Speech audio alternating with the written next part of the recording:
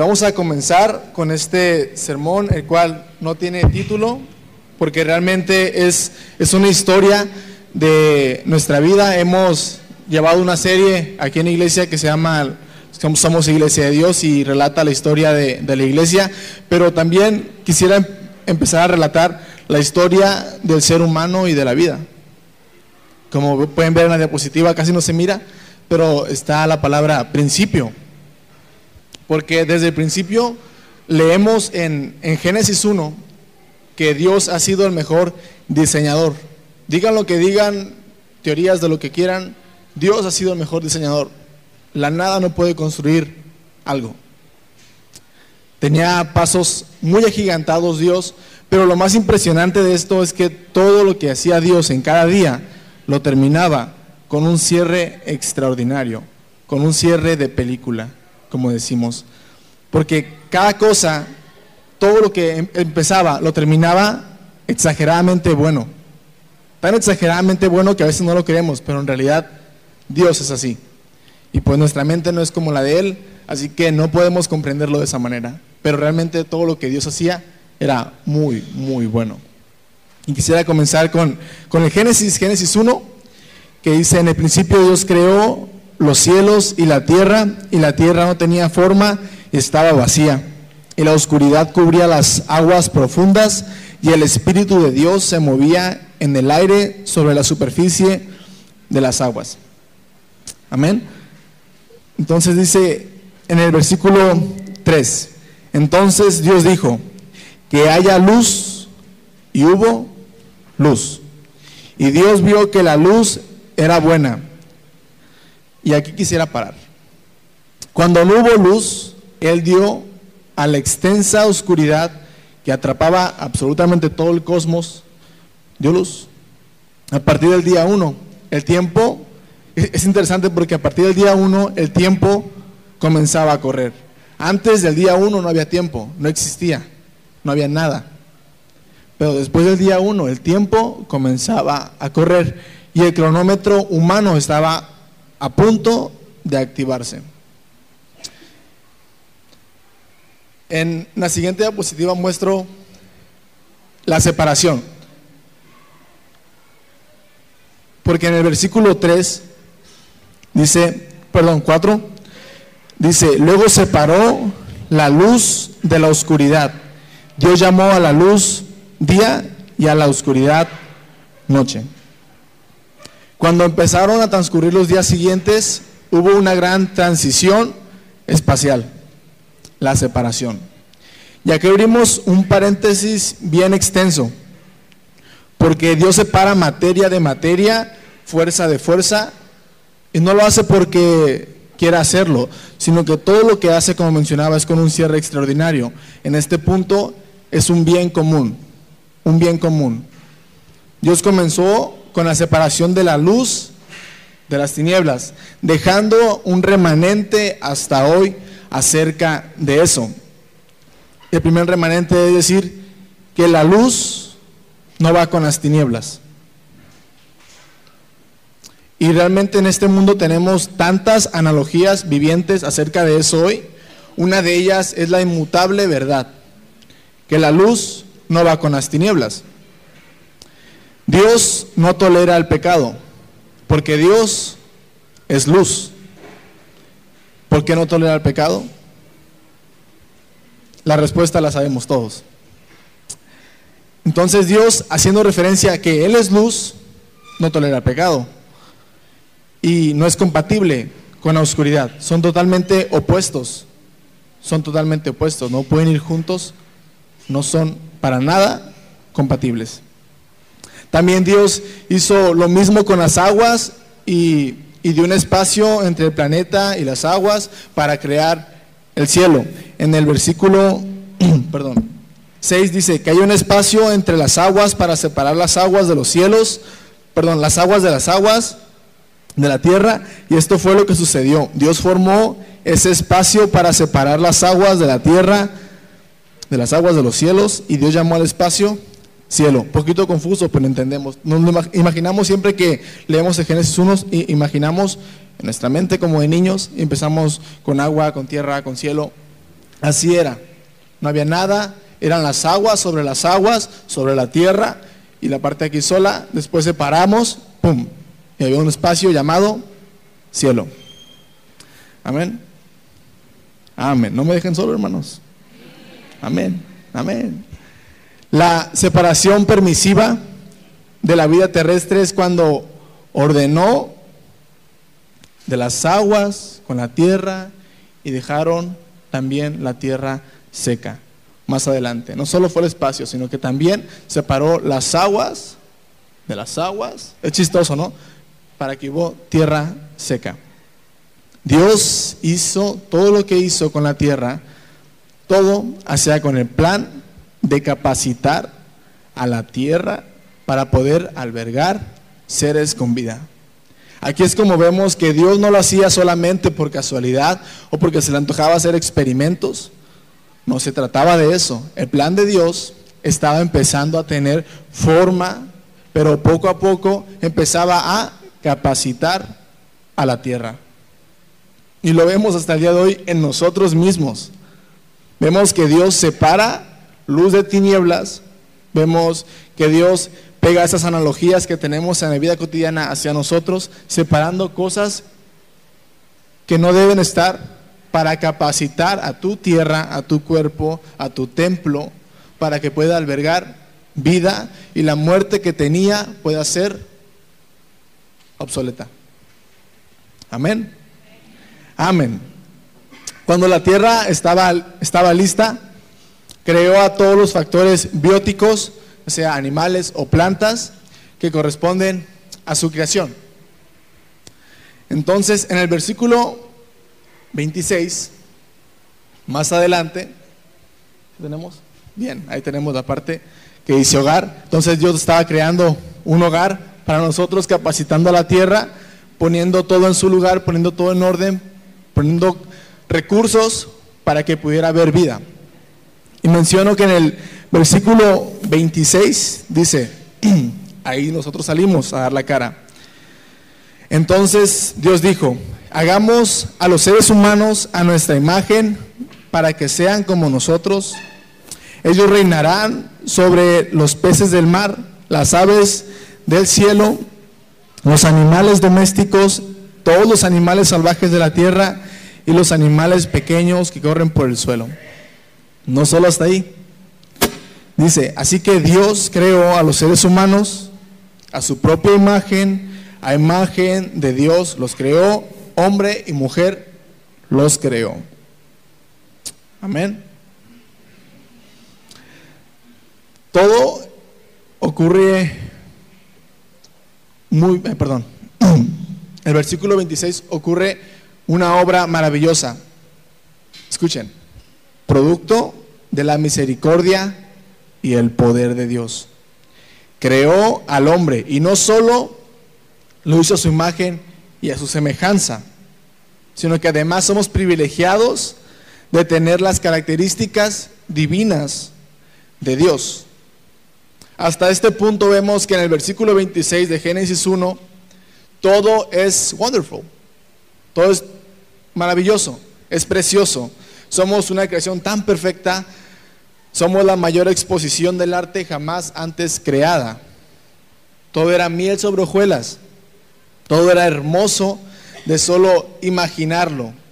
Todo lo que Dios había dado al ser humano para que no solo lo viera, sino que para que además lo administrara. Dios le entregó prácticamente la tierra al ser humano para que la administrara, para que la labrara, para que la cuidara. Amén. Todo el poder, todo lo que había dejado Dios al ser humano para que administrara y cuidara, gracias hermano, se había venido hacia abajo. Todo lo que el ser humano tenía, todo lo hermoso que pudieras imaginar de aquel tiempo, cuando no había maldad, cuando el ser humano era puro, cuando el ser humano era sincero, cuando el ser humano tenía vida en abundancia. cuando el ser humano era la creación más imponente, la creación, digamos, importante, que cuidaba, que colaboraba junto con Dios en hacer la tierra un lugar habitable, próspero y sobre todo con bien. Pero sucedió algo más adelante en el capítulo 3, y todos lo conocemos, que habla que la serpiente era el animal salvaje más astuto y que Dios había hecho. Cierto día, un día cualquiera, la serpiente le dice a la mujer acerca de cómo estaban, cómo se sentían, y la mujer, bien, todo bien, no pasa nada, todo está muy a gusto, estamos aquí viviendo. Pero entonces la misma serpiente le dice, ¿y por qué no comen de ese árbol? Ah, no, es que tenemos tantos árboles, tenemos peras, guayabos, nanches, tenemos de todo, no ocupamos comer otro tipo de árbol. Y la serpiente le dice, ¿por qué no? Porque Dios les dijo que si lo comían iban a ser igual a Él. Entonces ahí hubo un pequeño error. Ahí empezó una manipulación que ni siquiera el ser humano conocía en aquel tiempo. No lo conocía. La manipulación que estaba Eva sintiendo acerca de la serpiente, ella no la conocía. ¿Por qué? Porque en aquel tiempo no había maldad. En ese entonces, en esa parte del tiempo no había ningún tipo de maldad. Eva no sabía lo que estaba pasando.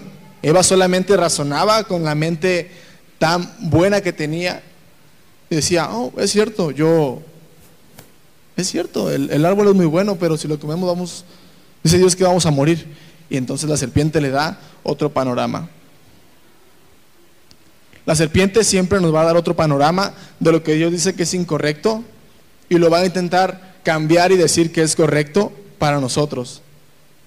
Y a través de esa manipulación que nosotros mismos no conocemos, vamos a caer entre enredos de una serpiente que cambia totalmente la perspectiva de Dios por otra. La perspectiva de Dios es buena y siempre va con un plan y un propósito eterno. Pero la perspectiva del diablo, siendo envidioso, siendo dañado, va a ser otra para que nuestra vida en abundancia y eterna caiga a muerte.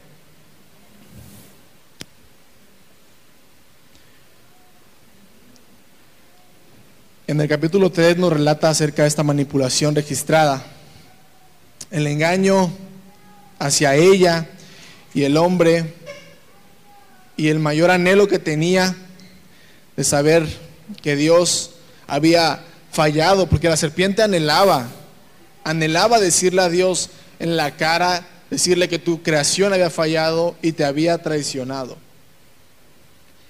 La serpiente estaba revolcándose de felicidad al saber que la mujer había fallado, y entonces sus anhelos de ser igual a Dios estaban creciendo.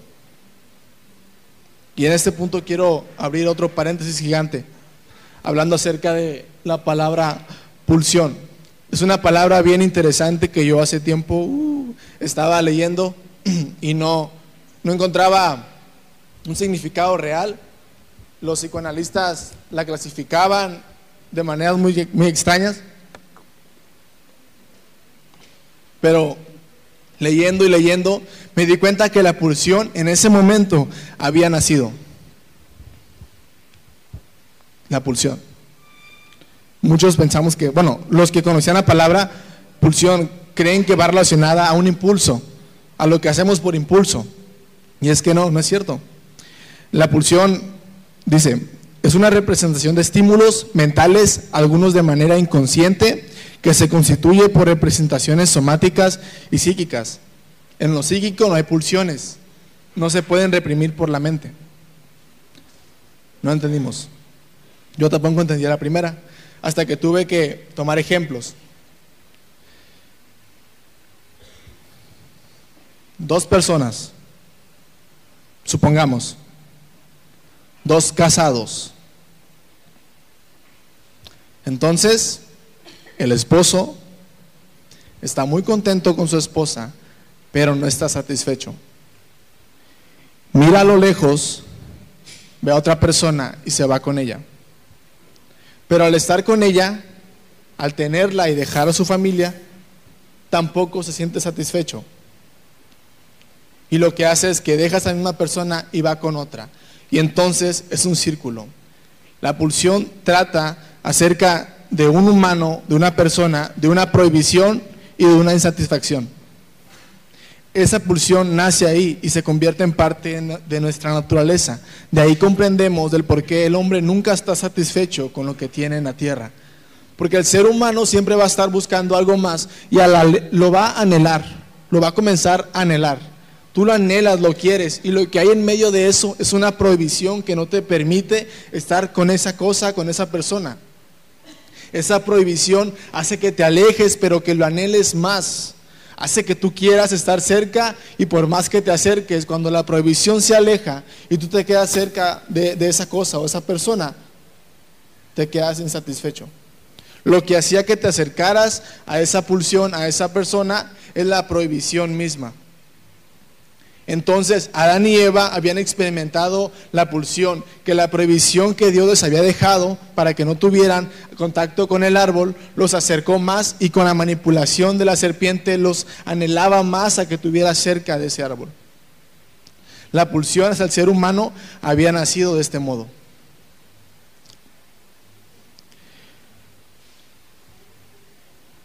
El ser humano en ese momento desobedeció.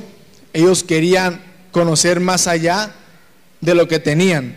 El ser humano comenzó a nacer su pulsión en anhelar conocer más allá de lo que ya poseían, porque realmente el ser humano tenía mucho, pero tuvo el error de querer poseer más.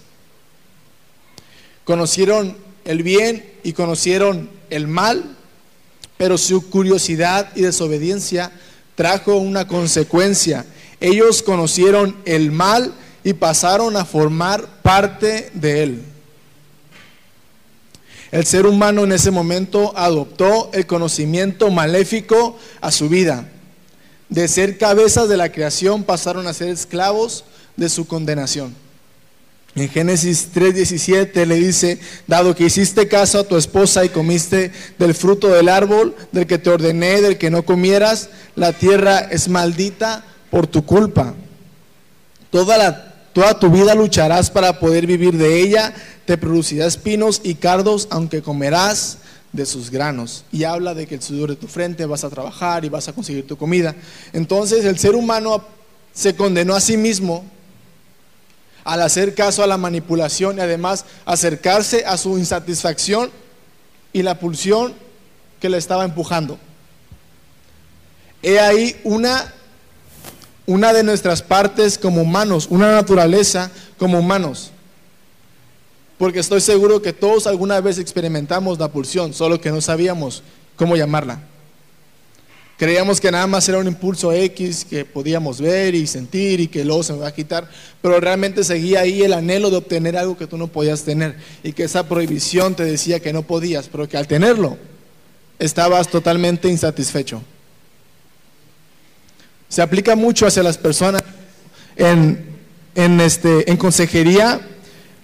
Sé que lo aplican mucho los consejeros o los psicólogos, porque eso es lo que sucede con las parejas. Por eso es que terminan, por eso es que acaban, porque hay una cierta prohibición y una cierta pulsión que te implica a que te acerques a esa cosa que tienes, y al acercarte estás insatisfecho, porque es un vacío, porque es algo que está de la nada y que no puedes llenar tú, aunque te quieras acercar a ello. Ese vacío no lo puedes llenar tú. Esa insatisfacción no la puedes tú satisfacer, porque a ti no te corresponde, porque tú no vas a poder hacerlo por más que trates, porque lo materialista, porque lo humano, lo banal aquí en la tierra, no vas a poder nunca satisfacerlo, porque tu carne es, la palabra se me olvidó, pero no se satisface con nada. Tu carne no se puede satisfacer con nada.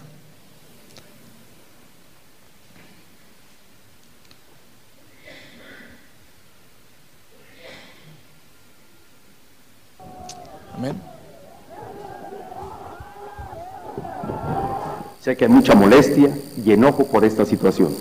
Son sentimientos que entiendo y que comprendo. Por eso, hoy quiero ofrecerles una amplia explicación sobre este tema.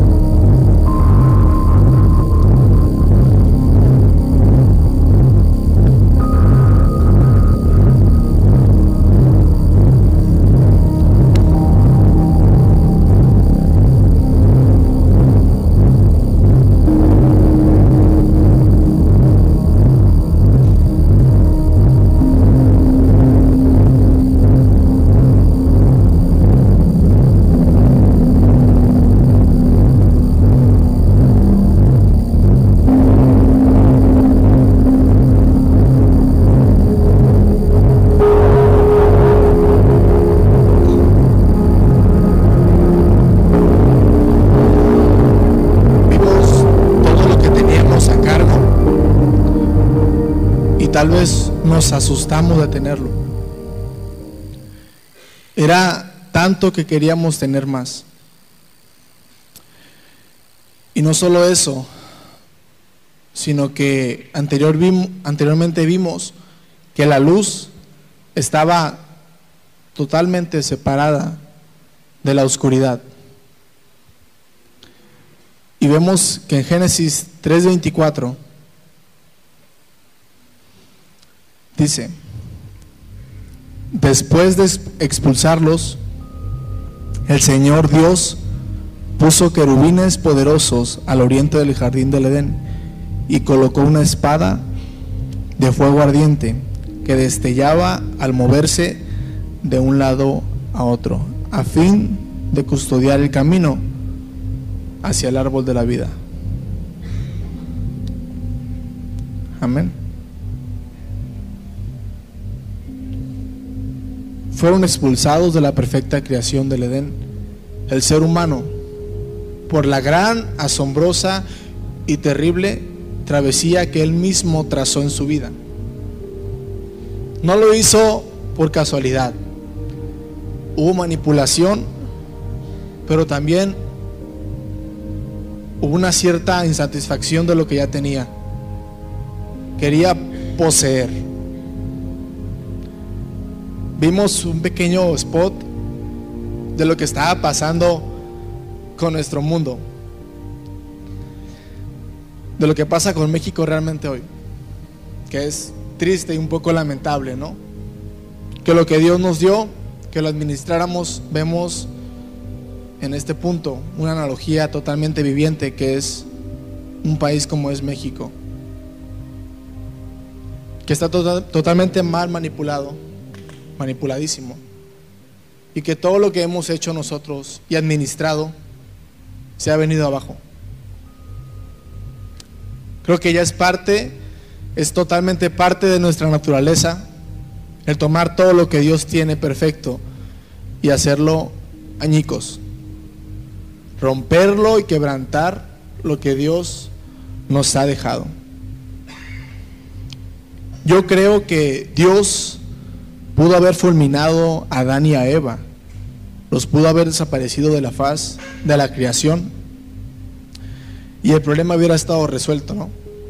Nunca hubiéramos existido y la creación hubiera seguido con un rumbo natural, normal y muy bien. La perversión se había ido del ser humano. Creo que hubiera sido lo más sencillo, ¿no? Acabar con nosotros. Y adiós maldad. Pero la misericordia de Dios no dio lugar para esa idea. El amor hacia una creación tan idéntica a Dios no dio lugar para que fuéramos fulminados desde el principio, desde el segundo cero. Había esperanza aun cuando todo había estado perdido. Pasaron largos años en los que el ser humano seguía sin tomar un buen rumbo y se seguía equivocando. Génesis 6:18 habla de un mundo descarriado. Me encanta que todos tengan sus Biblias. Luego los seres humanos comenzaron a multiplicarse sobre la tierra y les nacieron hijas. Los hijos de Dios vieron a las hermosas mujeres, y nos vamos al versículo 4, dice: en estos días y durante algún tiempo después vivían en la tierra gigantes nefilitas, pues siempre que los hijos de Dios tenían relaciones con las mujeres, ellas daban a luz a los hijos que luego se convirtieron en los héroes y en los famosos guerreros. En el versículo 5 dice: el Señor vio la magnitud de la maldad humana en la tierra, y que todo lo que la gente pensaba o imaginaba era siempre y totalmente malo. Entonces el Señor lamentó haber creado al ser humano y haberlo puesto sobre la tierra. Se le partió el corazón. Entonces el Señor dijo: borraré de la faz de la tierra a esta raza humana que he creado. Así es, y destruiré a todo ser viviente, a todos los seres humanos, no solo eso, a los animales grandes, a los animales pequeños que corren por el suelo, y aún a las aves del cielo. Lamento haberlos creado. Y ya después sabemos que hablaba de que a Noé lo iba a dejar con vida y a su familia. Ahora, ¿por qué Dios tenía que exterminar a toda la creación de la tierra, sabiendo que el culpable principal era el ser humano, sabiendo que el enojo de Dios era por el ser humano? Y ahí es que hablamos de nuevo en la palabra administrar. Cuando el ser humano administra algo, siempre lo hace añicos y siempre lo pervierte. La creación estaba totalmente pervertida, la creación estaba totalmente perdida, porque el ser humano la había tomado para su bien propio, o en este caso para el mal del hombre. Todo lo que el ser humano toca fuera de Dios lo hace pervertido o lo hace malo. Todo lo destruye, no es sano y no es correcto. Y Dios, decíamos que en el Génesis 1 separó la oscuridad y la luz, porque no podían estar juntos. Dios iba a ser un catástrofe gigantesco para nosotros. Bueno, para aquel tiempo las personas malas, como dice, la maldad se había multiplicado. Dios tenía que borrar totalmente de la faz de la tierra toda la oscuridad, todo el remanente malo que el ser humano había creado. Hablaba de animales, hablaba de todo lo que había creado el mismo Dios, pero que el ser humano con su maldad había pervertido. La culpa del hombre tenían que cargarla no solamente las personas, sino que también las criaturas que vivían en la tierra. La consecuencia del hombre arrastra no solamente a la persona, sino a los que están a tu alrededor. Una familia se constituye por varios. Son el conjunto de muchos que hacen un solo. Al estar dañada una parte de la familia, toda la familia se viene abajo.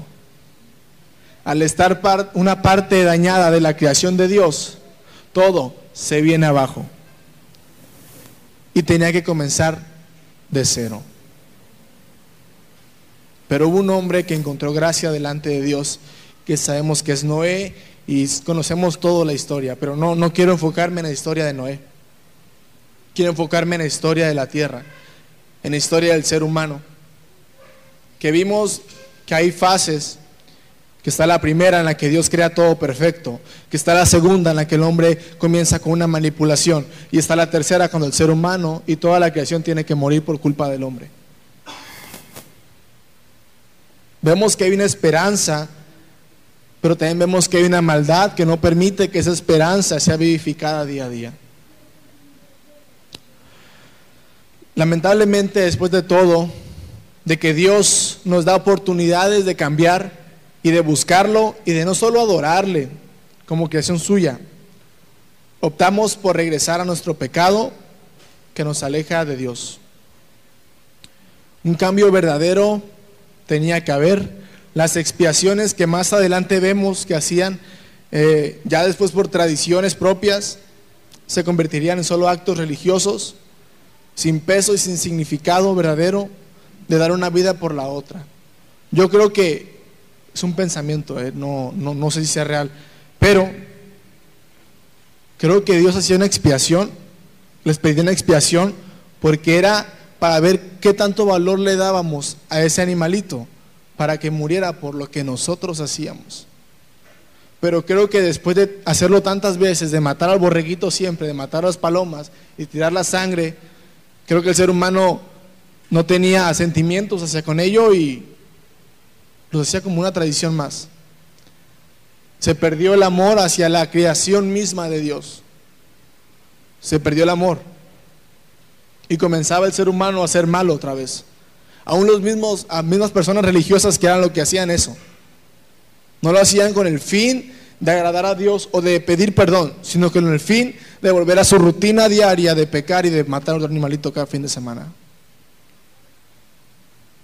Es un punto de vista totalmente diferente verlo así el Antiguo Testamento, que lo que el Antiguo Testamento nos relata nos sirva hasta el día de hoy. Y vemos que nosotros, por más que Dios nos ponga enfrente una creación tan hermosa, con nuestra maldad vamos a destruirla y pervertir esa creación. Que nunca es suficiente lo que tenemos y que siempre anhelamos tener más, y que una pulsión nos implica hacer más hacia ello, y al acercarnos, al destruir la prohibición y tener eso, vamos a estar insatisfechos y vamos a volver al vómito, vamos a volver a lo mismo, y va a ser un ciclo que se va a repetir. Muchos le hemos pasado, yo le he pasado, mi familia lo ha pasado. Es un círculo que se repite. El no estar satisfechos con algo. Y por consecuencia, la insatisfacción hace que volvamos a lo mismo. Y que cambiemos una cosa por la otra. Y que no valoremos la creación que Dios ya nos dejó para que la cuidáramos. Incluso Job, me tocó hace unas semanas dar un mensaje acerca de Job, y yo leía y encontré algo bien interesante, que Job hablaba de Jesús muchos años atrás. En el capítulo 16 menciona que cuando él está en lo menos bueno de su sufrimiento, estaba pidiéndole a Dios: necesito un mediador. Yo no puedo estar así. Y entonces me da una idea de lo que podría ser nuestra vida. Podría ser como la vida de Job. Pudo haber estado así o peor. Entonces Job es un ejemplo de que nosotros necesitábamos un mediador, alguien que expiara nuestros pecados y que nos diera vida, porque estábamos realmente muertos en pecados. Estábamos llenos de llagas y de sangre, de pus y de todo lo asqueroso que se quieran imaginar. Pero entonces Job dice: necesito un mediador entre Dios y yo, porque lo que Dios castiga la maldad, créanme que nosotros no podemos soportarlo. Job tenía días y años apenas con eso, y Job ya no aguantaba. Job estaba harto. Job estaba tambaleando también. Imagínense nosotros en esta comodidad que tenemos el día de hoy, vivir como Job. Por eso es que el plan de Dios, que comienza desde el Génesis hasta la mitad, que vamos con Job, dice Job: yo me trago mi orgullo, yo me trago todo lo que soy y mi maldad, y digo: yo necesito un mediador entre Dios y yo, porque el poder y el furor de Dios no lo puedo sostener, no lo puedo aguantar. Es tanto que no lo aguanto, que podría caerme de rodillas y morir, como su esposa decía: maldice a Dios y muérete. Así le decía a su esposa. Pero Job reconocía que él no podía con sus fuerzas y que necesitaba a alguien que cargara su cruz de Job, que cargara el sufrimiento de Job. El Antiguo Testamento nos da tantas enseñanzas de lo que el ser humano necesita hasta el día de hoy, que es el mediador.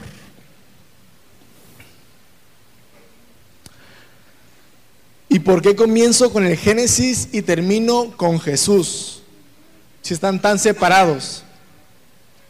La respuesta es porque siempre está el mismo problema desde que inició el humano en la tierra. Siempre habrá de por medio algo que no te permita acercarte hacia tu esperanza de la salvación. Siempre tendremos dificultades.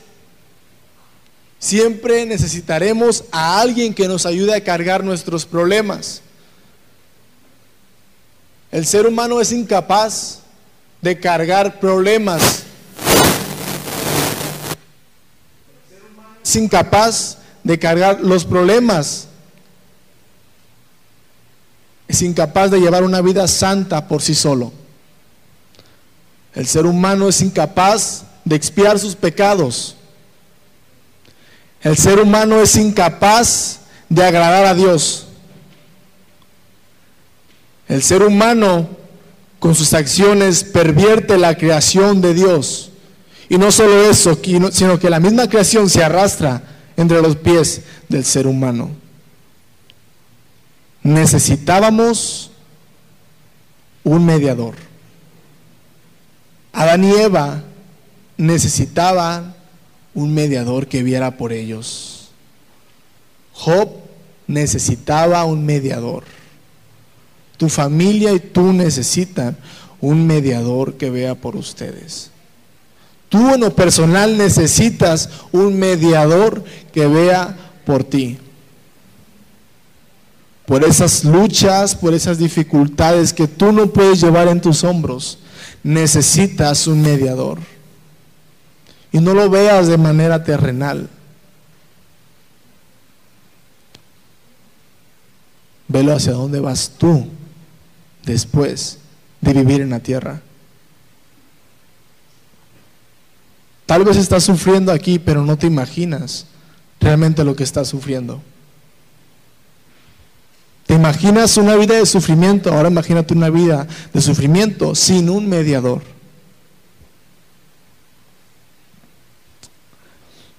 Hay una declaración de fe tan bonita que me encantó, que es totalmente diferente a lo que yo había escuchado, y dice: le plació a Dios en su propósito eterno de escoger y ordenar el Señor Jesús, su único Hijo engendrado, de ser el mediador entre Dios y el hombre, el profeta, el sacerdote y el rey, la cabeza y salvador de su iglesia, el heredero de todas las cosas y juez del mundo, hacia quien Él desde toda la eternidad le dio a un pueblo de ser su semilla y de ser por Él a su tiempo redimidos, llamados, justificados, santificados y glorificados.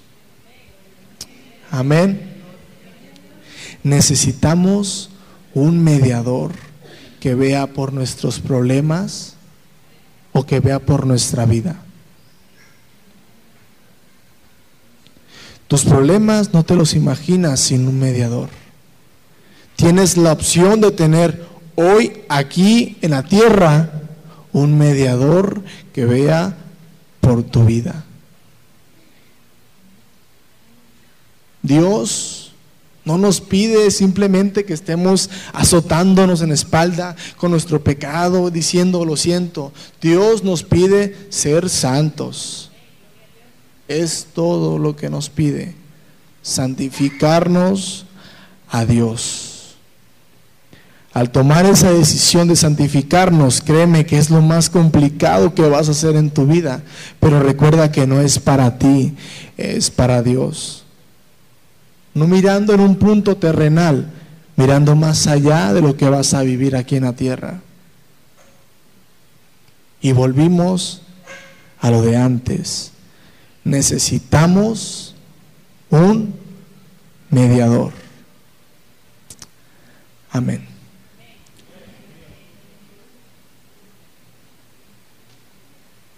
Dios nos llamó a ser justificados, santificados y glorificados. A pesar de que estés en etapas en tu vida en la que pienses que no necesitas de Dios, créeme, lo necesitas más que nunca. Porque entre más cómodo te sientas, más lejos estás de Dios. Si te quedas sentado en una silla, te vas a dormir. Si no te incomoda lo que está pasando en el mundo, te vas a dormir. Y el diablo y la serpiente no se va a preocupar por ti. Te aseguro que la serpiente no se preocupa por los que ya tiene. Se preocupa por los que no tiene y ocupa conseguir, para llevárselo entre las patas. Es parte de una naturaleza que tenemos. Llevarnos lo que no tenemos bajo los pies. Vuelvo a lo mismo y digo, todos necesitamos un mediador. Y con esto quiero acabar. Necesitamos un mediador. Quisiera, para cerrar, que oráramos, no como un acto más de rutina diaria dominical, sino que oráramos. Y si Dios realmente te habló en esta mañana, que tú se lo digas. No me lo digas a mí o no se lo digas al lado para que quedes bien. Dile a Dios, yo necesito un mediador. Yo en lo personal necesito un mediador que vea por mí. Porque como joven, para mí es aún más complicado, porque aún me faltan etapas para crecer. Y sin embargo, Dios, Jesús, quiero que sea mi mediador. Oremos, hermanos. Dios, en esta mañana te agradecemos